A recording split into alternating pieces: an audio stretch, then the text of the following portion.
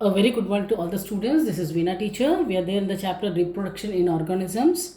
In today's module, we're going to discuss the question answers pertaining to this chapter. Children, all the question answers that we are going to discuss now, these are from the previous board examination papers, and I have added few more important questions. So please all of you make a note of these questions as well as the answers. Now the first question is define lifespan. Give the lifespan of an elephant. So, lifespan is a period from the birth till natural death. This I told you before also, children. Here, the natural word is very important. Otherwise, if the word is not there, then you will not get marks for this question. And the lifespan of the elephant is 60 years. 60 or 70 years, anything is acceptable. So, better you write 60 years. Name the plant that flowers every 12 years. So if you remember unusual flowering plants, in that we have seen bamboo and strobilanthes. So the answer is strobilanthes because this is the one which blooms after every 12 years. Now the next question is, if the haploid number of chromosomes in a plant species is 20. So haploid set, that is N set, is 20. How many chromosomes are present in the shoot tip of the plant?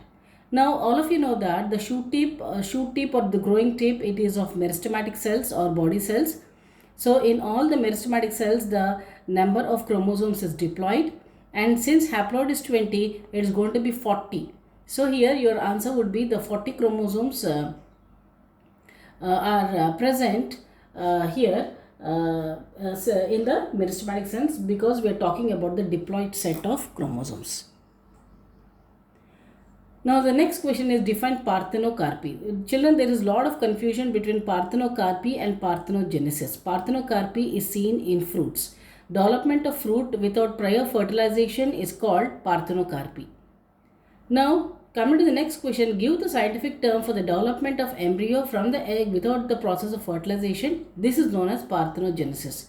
Parthenocarpy is seen in plants, parthenogenesis is seen in animals like lizards, etc.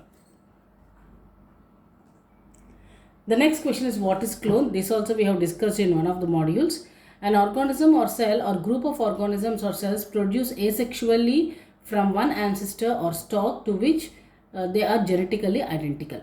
So here there are two keywords in this answer which you should always remember. One is they are produced asexually. Second one is they are genetically identical to each other. Next, this question is also very interesting. How many chromosomes are present in the myocytes of housefly? So if you remember in one of the modules, we have seen the diploid number or myocyte number of various plants and animal species. So here myocytes of housefly, it has 8 chromosomes.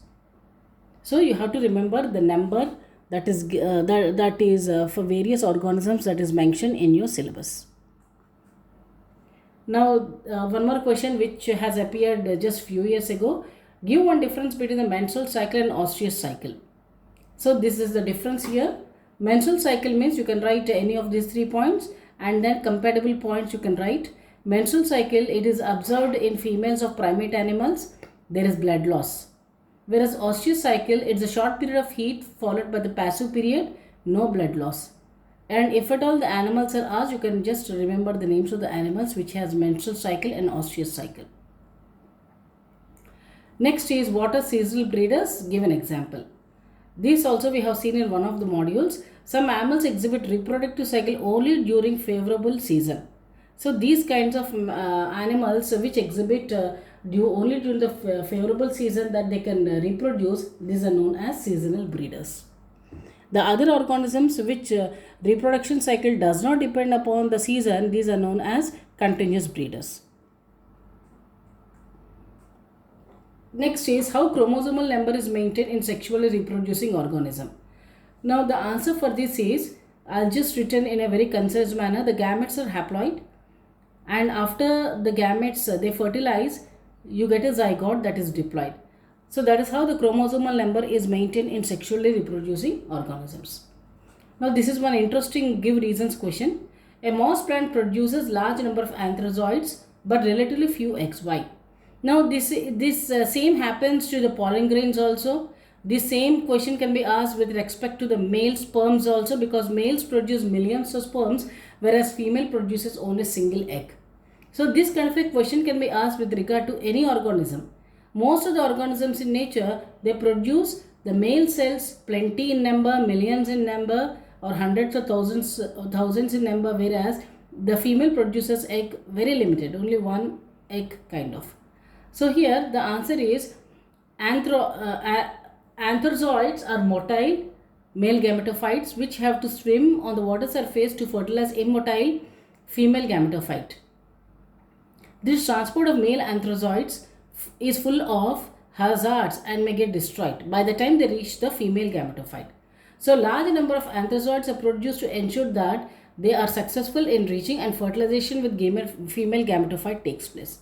So if at all you are asked why males produce millions of sperms and female produces only single egg, the answer is same. Because males, the sperms are produced in the male body and they have to fertilize with the egg that is present in the female body. So they are moving from one organism, one body to another body. So there are more chances that the sperms may get destroyed by the time the process of fertilization takes place.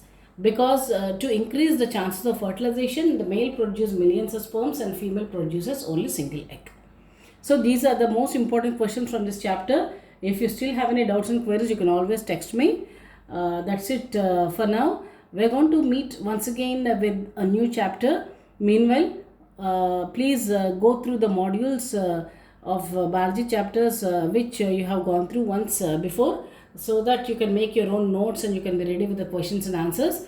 So all of you, thank you so much. Stay home, stay safe. God bless you all.